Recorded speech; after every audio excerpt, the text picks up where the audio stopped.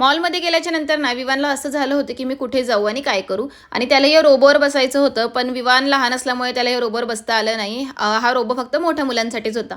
आणि मग विवान रडायला लागला, म्हणून मग मी त्याला घेऊन गेले ह्या ट्रेनमध्ये. ही ट्रेन जी होती ही छोट्या मुलांसाठी होती. रोबोने ना फक्त एकच गोल राऊंड मारला, पण ह्या ट्रेनने ना 2 छानपैकी गोल राऊंड मारले. त्याच्यामुळे विवान पण खुश झाला आणि रियान सुद्धा रोबोवर बसून खूप खुश झाला होता, कारण ह्यावर फक्त बसायचं नव्हतं, तर हा ऑपरेट सुद्धा करायचा होता.